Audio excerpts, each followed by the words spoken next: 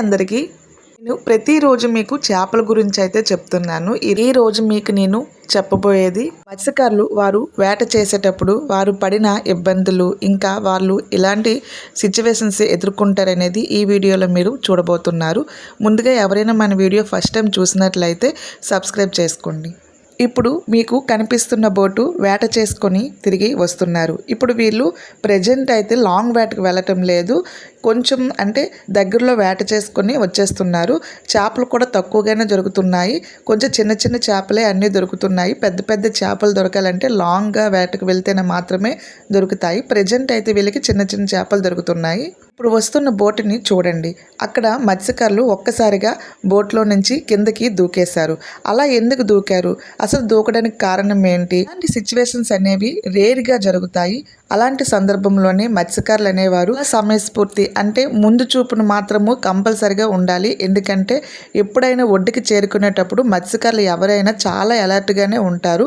ఎందుకంటే ఒక్కసారిగా కెరటం అనేది ముందుకి వస్తుంది. అలా వచ్చేటప్పుడు వారికి కూడా తెలియదు, కెరటం అనేది ఒక ఫ్రాక్షన్ ఆఫ్ సెకండ్లో వస్తుంది. అలాంటప్పుడు ప్రమాదం జరుగుతుంది. ఇలాంటి సిచ్యువేషన్స్ చాలా జరిగాయి, అందువల్ల చెప్తున్నాను. మత్స్యకారులు అందరికీ ఆల్మోస్ట్ అందరికీ ఈత అనేది మాత్రము కంపల్సరిగా వస్తుంది. సో ఇలాంటి సిచ్యువేషన్స్లో వారైతే బోటు మీద నుంచి సముద్రంలోనికి దూకేస్తారు. ఎందుకంటే వారికి ఈత వచ్చు కాబట్టి ఈజీగా ఈదుకొని వచ్చేస్తారు. కానీ సముద్రం కాబట్టి ఎంత దూరమో ఈదగలం, చాలా తక్కువ దూరం మాత్రమే ఈదడానికి మనకి బలం ఉంటుంది. సముద్రం చాలా పెద్దది కాబట్టి ఈదడానికి కూడా వాళ్ళకి ఉన్న బలం అనేది సరిపోదు. అందువలన వారు ఎప్పుడు లైఫ్ జాకెట్లన్నింటినీ వారు బోట్లోనే క్యారీ చేసుకోవాలి. ఈ విధంగా బోటుని ఒడ్డుకు తీసుకొని వచ్చారు. అసలు ఏం జరిగిందో వాళ్ళ ద్వారా ఒకసారి విందాం. ఏం చేపలు పడ్డాయి?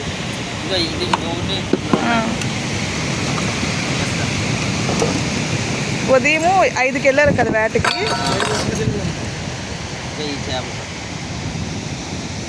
ఈ మూడే పడ్డాయి మీకు ఈరోజు మొత్తానికి. మొత్తం ఎంతమంది వెళ్ళారు? 4 వెళ్ళారు.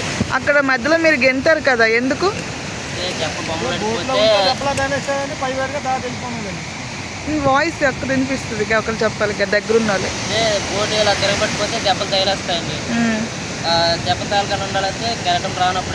కిందకి దిగిపోవాలి. ఒకవేళ దాని మీద ఉండిపోతే దెబ్బలు తగిలేస్తాయి, లేకపోతే కెరటం రావడం వల్ల మీరు గెంటారు. గెంతకపోతే ఎవరికైనా దెబ్బలు తగులుతాయి.